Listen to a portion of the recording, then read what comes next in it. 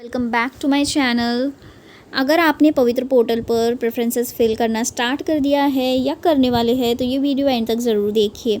Official guideline में कुछ ऐसे इंपॉर्टेंट रूल्स दिए गए हैं जो हर टेट कैंडिडेट को पता होने चाहिए। अगर आपने ये रूल्स फॉलो नहीं किए तो आपकी प्रेफरेंस कंसिडर नहीं हो सकती। इस वीडियो में मेन ऑफिशियल गाइडलाइन को सिंपल लैंग्वेज में मैं स्टेप बाय स्टेप एक्सप्लेन करूँगी। ठीक है, तो चलिए शुरू करते हैं। फर्स्ट गाइडलाइन बोलता है कि जो टेट अपना एग्ज़ाम हुआ था 2025 वो 27 मई 2025 से 5 जून 2025 के बीच ऑनलाइन कंडक्ट हुआ था। टोटल 2,28,808 कैंडिडेट्स ने रजिस्टर किया था। उसमें से 2,11,308 कैंडिडेट्स एग्ज़ाम में प्रेजेंट हुए थे। जो कैंडिडेट्स एग्ज़ाम में बैठे थे उनके लिए पोर्टल पर सेल्फ सर्टिफाइड सर्टिफिकेट भरने की फैसिलिटी दी गई थी। जी बिल्कुल, जो पोर्टल पर जिसने एग्ज़ाम दिया था उनको सेल्फ सर्टिफाई की फैसिलिटी दी गई थी। मतलब अपनी क्वालिफ़िकेशन और डॉक्यूमेंट्स की इन्फॉर्मेशन खुद वेरीफाई करके पोर्टल पर सबमिट करनी थी, जो कि बहुत से कैंडिडेट्स ने कर दी है। सिर्फ वही कैंडिडेट्स इस रिक्रूटमेंट प्रोसेस में पार्टिसिपेट कर सकते हैं जिन्होंने वेबसाइट पर सेल्फ सर्टिफाइड कॉपी टाइम पर कंप्लीट की है। जी बिल्कुल, जिसने सेल्फ सर्टिफिकेशन किया है वहाँ पे उनको लिख के आएगा कि सेल्फ सर्टिफाइड। अगर वहाँ पे सेल्फ सर्टिफाइड लिख के आ रहा है तो मतलब आप एलिजिबल हो आगे के रिक्रूटमेंट प्रोसेस के लिए। अगर सेल्फ सर्टिफाइड फॉर्म कंप्लीट नहीं किया है तो प्रोसेस में पार्टिसिपेट नहीं कर सकते। 6 अगस्त 2025 से कैंडिडेट्स को प्रेफरेंस जनरेट करने की फैसिलिटी अवेलेबल होगी। यानी मतलब आज से चॉइस फिलिंग स्टार्ट है। कैंडिडेट्स को पोर्टल पर अपलोड की गई एडवर्टीज़मेंट को ध्यान से पढ़नी है। ये एडवर्टीज़मेंट वेबसाइट के होम पेज, जो वेबसाइट का होम पेज है उस होम पेज के डाउनलोड सेक्शन में मिलेगी। 2 अलग रिक्रूटमेंट टाइप्स की एडवर्टाइजमेंट होगी, एक विदाउट इंटरव्यू और एक विद इंटरव्यू। लॉगिन करने के बाद जनरेट प्रेफरेंस करना है मेन्यू से। वहाँ पे मेन्यू में आपको दिखाएगा कि जनरेट प्रेफरेंस, वहाँ मेन्यू में जनरेट प्रेफरेंस करके दिखाएगा, आपको उसको सिलेक्ट करना है। विदाउट इंटरव्यू के लिए अलग प्रेफरेंस लिस्ट बना सकते हो, विद इंटरव्यू के लिए अलग प्रेफरेंस लिस्ट बना सकते हो। प्रेफरेंस जनरेट करने के बाद उसे अच्छे से वेरीफाई कर लेना है आपको। वो विद इंटरव्यू और विदाउट इंटरव्यू दोनों की प्रेफरेंस अलग अलग जनरेट और लॉक कर सकते हैं। देखो यहाँ पे लिखा है विदाउट इंटरव्यू और विद इंटरव्यू दोनों ही आप अलग अलग जनरेट और लॉक कर सकते हो। प्रेफरेंस लॉक करने की डेट 6 अगस्त 2026 से 11 अगस्त 2026 तक की है। इस पीरियड में प्रेफरेंस लॉक करना कंपलसरी है। ये बहुत ही इंपॉर्टेंट पॉइंट है। कैंडिडेट्स को लास्ट डेट से पहले प्रेफरेंस लॉक करना ही होगा। पवित्र पोर्टल पर सबसे पहले विदाउट इंटरव्यू वाली रिक्रूटमेंट प्रोसेस चलेगी। सबसे पहले विदाउट इंटरव्यू वाली मेरिट लिस्ट चलेगी। मतलब पहले मेरिट के बेसिस पर डायरेक्ट सिलेक्शन होगा, उसके बाद इंटरव्यू वाली प्रोसेस चलेगी। GR 28/2024 के हिसाब से टेट 2025 के मार्क्स विदाउट इंटरव्यू और विद इंटरव्यू दोनों रिक्रूटमेंट में सिर्फ रिकमेंडेशन सिलेक्शन के लिए शॉर्ट लिस्ट के लिए यूज़ होंगे। मतलब सिंपल लैंग्वेज में समझो, टेट मार्क्स के बेसिस पर तुम्हारा नाम रिकमेंड होगा। फाइनल अपॉइंटमेंट रिक्रूटमेंट के रूल्स के हिसाब से होगी।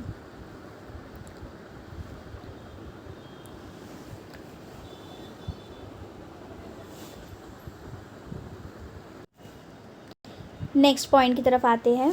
अगर कैंडिडेट विदाउट इंटरव्यू और विद इंटरव्यू दोनों प्रोसेस में पार्टिसिपेट करना चाहता है तो दोनों की अलग अलग प्रेफरेंस जनरेट और लॉक करना कंपलसरी है।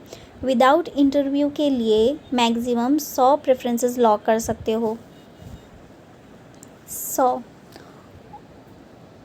और प्रेफरेंस लॉक कर सकते हो। विद इंटरव्यू के लिए 50। ये आपको बहुत ध्यान से लॉक करना है। विदाउट इंटरव्यू कितना है, 100 और विद इंटरव्यू 50 है। कैंडिडेट्स ने सेल्फ सर्टिफिकेशन में जो इन्फॉर्मेशन भरी है, 13 पॉइंट देखिए, कैंडिडेट ने सेल्फ सर्टिफिकेशन में जो इन्फॉर्मेशन भरी है उसी के हिसाब से सिस्टम प्रेफरेंसेस जनरेट करने देगा। मतलब अगर तुमने क्वालिफ़िकेशन मीडियम कैटेगरी या सब्जेक्ट जो भरा है उसी के अकॉर्डिंग स्कूल और स्कूल्स दिखेगी आपको। जो कैंडिडेट्स प्रेफरेंस जनरेट करेगा लेकिन लॉक नहीं करेगा, ये देखो जनरेट तो करेगा पर अगर लॉक नहीं करेगा उसका सिलेक्शन प्रोसेस में बिल्कुल भी कंसिडर नहीं किया जाएगा, मतलब उसका सिलेक्शन नहीं होगा। सिर्फ जनरेट करना काफ़ी नहीं, लॉक करना कंपलसरी है। ये बात आप ध्यान में रखिए, आपको लॉक करना है अच्छे से। प्रेफरेंस लॉक करने से पहले कैंडिडेट को अपनी एजुकेशनल क्वालिफ़िकेशन, प्रोफेशनल क्वालिफ़िकेशन, बाकी एलिजिबिलिटी सब अच्छी तरह चेक कर लेना चाहिए। अगर टेक्निकल प्रॉब्लम या गलत इन्फॉर्मेशन की वजह से गलत प्रेफरेंस जनरेट हो गए और बाद में पता चला कि कैंडिडेट एलिजिबल ही नहीं था, तो कैंडिडेट का नाम रिजेक्ट हो सकता है। जैसे आपको चेक करना है कि आपको खुद भी चेक करना है कि आपको जो प्रेफरेंसेस आ रहे हैं वो आपकी क्वालिफ़िकेशन के हिसाब से आ रहे हैं या आपकी क्वालिफ़िकेशन मैच ही नहीं हो रही है, क्योंकि आप ऐसी अगर सिलेक्ट कर लोगे तो आगे चल के आपका सिलेक्शन रिजेक्ट हो सकता है। अगर अपॉइंटमेंट या इंटरव्यू रिकमेंडेशन मिल भी गई तब भी उसकी ज़िम्मेदारी कैंडिडेट की खुद होगी। इसका सिंपल सा मतलब है कि गलत डिटेल्स भरोगे तो बाद में डिपार्टमेंट रिस्पॉन्सिबल नहीं होगा, ठीक है ना। अभी हम नेक्स्ट पॉइंट की तरफ चलते हैं। ये देखिए, टेट 2025 के लिए ऑनलाइन एप्लीकेशन की लास्ट डेट 14/5/2025 थी, इसलिए कैंडिडेट्स को रिक्वायर्ड एजुकेशनल क्वालिफ़िकेशन 14/5/2025 तक कंप्लीट करना ज़रूरी है। प्रोफेशनल क्वालिफ़िकेशन के लिए जीआर के हिसाब से कुछ रिलैक्सेशन दिया गया है। महाराष्ट्र स्टेट एग्जामिनेशन काउंसिल ने 24/6/2025 तक प्रोफेशनल क्वालिफ़िकेशन कंप्लीट करने वाले कैंडिडेट्स को कंसिडर करने की बात की है। मतलब एजुकेशनल क्वालिफ़िकेशन की कट ऑफ अलग है और प्रोफेशनल क्वालिफ़िकेशन के लिए अलग कट ऑफ दी गई है। नेक्स्ट पॉइंट की तरफ आते हैं। 17 वाला पॉइंट देखिए। अभी जो एजुकेशन क्वालिफ़िकेशन 14 मई 2025 तक और प्रोफेशनल क्वालिफ़िकेशन 24 जून 2025 तक कंप्लीट है, उन्हीं कैंडिडेट्स को उन्हीं कैटेगरी और सब्जेक्ट के हिसाब से अवेलेबल वैकेंसीज दिखेंगी और लॉक प्रेफरेंसेस के बेसिस पर मेरिट के हिसाब से सिलेक्शन के लिए कंसिडर किया जाएगा। इसका सिंपल सा मतलब है कि अगर तुम एलिजिबिलिटी डेट्स के अंदर क्वालिफाइड हो तभी रेलेवेंट वैकेंसीज दिखेंगी। फाइनल कंसिडरेशन तुम्हारे लॉक प्रेफरेंसेस प्लस तुम्हारे टेट मेरिट के हिसाब से होगा।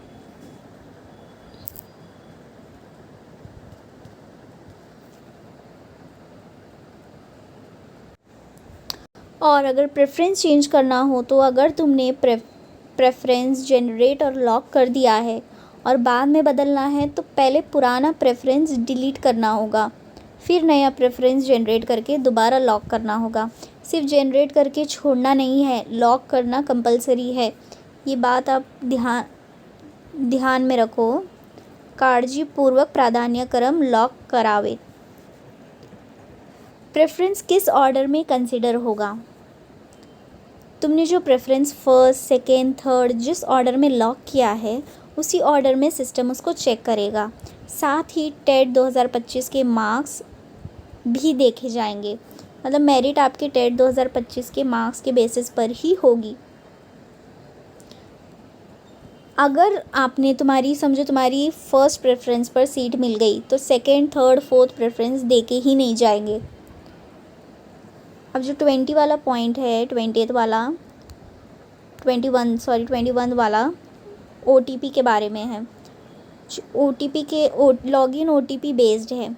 OTP तुम्हारे रजिस्टर्ड मोबाइल नंबर पर आएगा। अगर मोबाइल नंबर बदल गया है तो संबंधित एजुकेशन ऑफिसर के ऑफिस से कांटेक्ट करके अपडेट करवाना होगा। Next point, document verification. Portal पर अपलोड किए गए educational certificates, professional qualification, caste certificate, reservation documents और बाकी सर्टिफिकेट्स, इनकी तुरंत पोर्टल पर चेकिंग नहीं होती। बाद में ओरिजिनल डॉक्यूमेंट्स वेरीफाई होंगे। अगर कोई डॉक्यूमेंट गलत या फेक निकला तो उसके हिसाब से एक्शन लिया जाएगा। गलत इन्फॉर्मेशन भरने पर अगर कैंडिडेट जानबूझकर गलत इन्फॉर्मेशन भरता है, फेक डॉक्यूमेंट्स अपलोड करता है या बाद में इन्फॉर्मेशन बदलता है और वेरिफिकेशन में ये सब गलत निकला, तो कैंडिडेट के खिलाफ कानूनी एक्शन हो सकता है। सिलेक्शन कैंसिल भी हो सकता है। कंप्लेंट करने पर या ऑब्जेक्शन आने पर अगर किसी कैंडिडेट के अगेंस्ट कंप्लेंट आती है कि वो सही पाई जाती है, तो कैंडिडेट रिक्रूटमेंट के लिए एलिजिबल नहीं रहेगा। ऐसी कोई भी चीज़ नहीं करना जिसके लिए आपको रिक्रूटमेंट के लिए निकल जाए। कोई फेक डॉक्यूमेंट्स अपलोड नहीं करना है आपको। ज़रूरत पड़ने पर उसके खिलाफ एक्शन भी लिया जाएगा। नेक्स्ट देखिए, लॉक प्रेफरेंसेस की प्रिंट। प्रेफरेंस लॉक करने के बाद लॉगिन करो, रिपोर्ट्स मेन्यू में जाओ, वहाँ से व्यू लॉक प्रेफरेंस ओपन करके अपनी लॉक प्रेफरेंस लिस्ट देखकर उसे डाउनलोड और प्रिंट कर सकते हो। इस पेज की सबसे इम्पॉर्टेंट बातें, लॉक के बाद भी प्रेफरेंस बदल सकते हो, लेकिन पहले डिलीट फिर जनरेट फिर लॉक करना पड़ेगा। प्रेफरेंस के ऑर्डर बहुत इम्पॉर्टेंट है। और भी कई चीज़ें हैं। नेक्स्ट पॉइंट की तरफ समझते हैं। एक मैनेजमेंट में मल्टीपल पोस्ट। अगर किसी एक ही मैनेजमेंट या संस्था में तुम एक से ज़्यादा सब्जेक्ट या कैटेगरी के लिए एलिजिबल हो, तो पोर्टल तुम्हें उस मैनेजमेंट की एक से ज़्यादा प्रेफरेंस दिखाएगा। मतलब अगर तुम मल्टीपल पोस्ट के लिए एलिजिबल हो तो उन सब के ऑप्शंस आपको आएंगे। जैसे आप 1st से 5th के लिए भी हो, 6 से 8 के लिए भी हो, 9 से 10 के लिए भी हो, तो आपको सबके प्रेफरेंसेस दिखाएगा। टेक्निकल प्रॉब्लम आए तो अगर प्रेफरेंस जनरेट या लॉक करते वक्त कोई टेक्निकल प्रॉब्लम आए तो इस ईमेल पर कांटेक्ट करो। देखो यहाँ पे जो ईमेल दिया है ना, आपको इस ईमेल पर कांटेक्ट करना है, ठीक है। पोर्टल टीम प्रेफरेंस से जुड़ी टेक्निकल प्रॉब्लम्स में मदद करेगी। अगर आपका OTP नहीं आ रहा हो, अगर OTP रिसीव ही नहीं हो रहा हो, आपने ब्राउज़र की हिस्ट्री कैश क्लियर करो, फिर वेबसाइट को इनकॉग्निटो प्राइवेट विंडो में भी ओपन करके ट्राई कर सकते हो। एडवर्टीज़मेंट ध्यान से पढ़ो।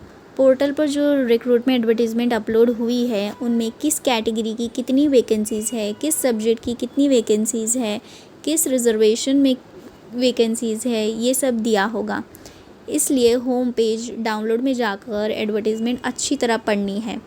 अगर एडवर्टीज़मेंट अपडेट होने की वजह से तुम्हारी प्रेफरेंसेस बदलनी हो तो पुरानी प्रेफरेंसेस डिलीट करो, नई प्रेफरेंसेस जनरेट करो, फिर उन्हें लॉक करो। नई प्रेफरेंस जनरेट करने की कोई लिमिट नहीं बताई गई है, लेकिन हर बार लॉक करना ज़रूरी है।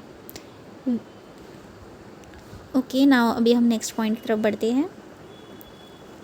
वैकेंसीज़ बदल सकती है। एडवर्टीज़मेंट में दी गई वैकेंसीज़ या सब्जेक्ट्स की संख्या किसी भी वजह से बदल सकती है। अगर तुमने पहले ही प्रेफरेंस जनरेट और लॉक कर दिया है तो भी सिलेक्शन उस समय अवेलेबल अपडेटेड वैकेंसीज़ के हिसाब से होगा। अब बात करते हैं हम लॉगिन आईडी की। तुम्हारी लॉगिन आईडी का फॉर्मेट होगा 25 फिर उसके आगे नंबर होगा, फिर टेट का रोल नंबर, जो टेट का रोल नंबर था ना वो।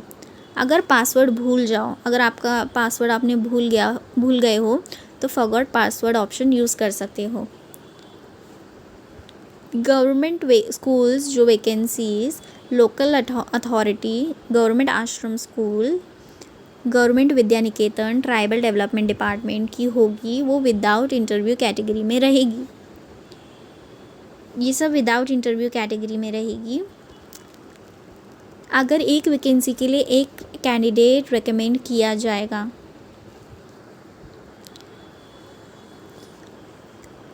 ये सब के लिए ना यासाठी एका रिक्त पदासाठी एका उमेदवारांची नियुक्ती शिफारिश करण्यात येईल पोर्टलमार्फत। मतलब एक वैकेंसी के लिए एक ही कैंडिडेट रेकमेंड किया जाएगा।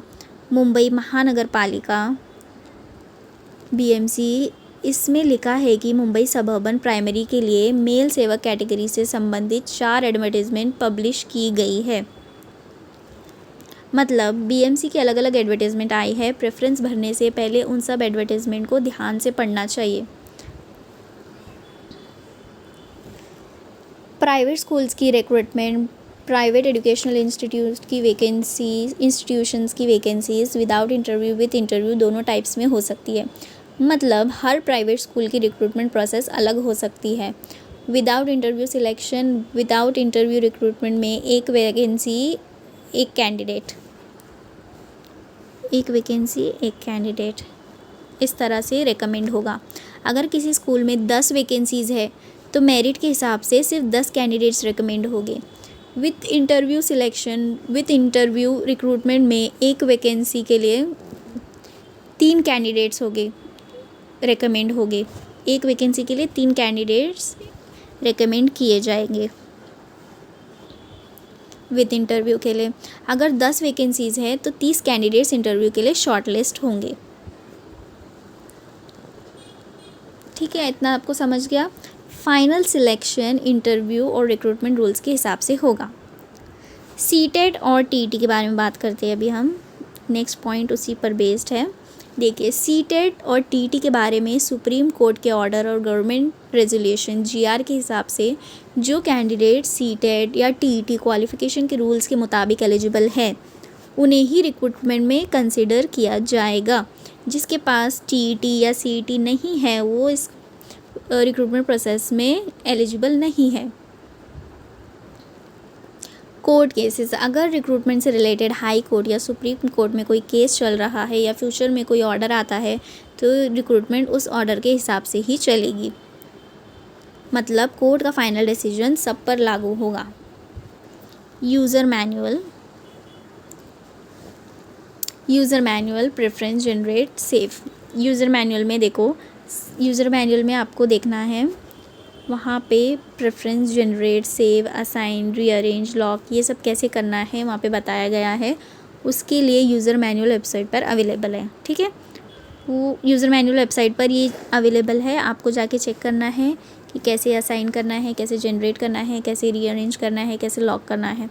अगर कोई स्टेप समझना है तो यूज़र मैनुअल से देख सकते हो। अगर प्रेफरेंस जनरेट या लॉक करते वक्त कोई टेक्निकल प्रॉब्लम आए तो ईमेल करो। इस वेबसाइट पे आपको ईमेल करना है edupavitra25@gmail.com। पवित्र पोर्टल की प्रेफरेंस फिलिंग और सिलेक्शन प्रोसेस के ऑलमोस्ट सारे इंपॉर्टेंट रूल्स हमने कवर कर लिए हैं। ये सब बात को आपको बिल्कुल ध्यान में रखना है अच्छे से, और इसी तरह आपकी प्रेफरेंसेस फिल करना है और लॉक करना है। आप जिस चीज़ के एलिजिबल नहीं हो आप वो सिलेक्ट बिल्कुल मत करना। और अगर वीडियो पसंद आई, आपको समझ आया तो आप ये अपने दोस्तों को भी शेयर करना जो प्रेफरेंसेस फिल कर रहे होंगे। और पवित्र पोर्टल से जुड़ी कोई भी जानकारी अगर आपको चाहिए तो इस चैनल को फॉलो ज़रूर करना।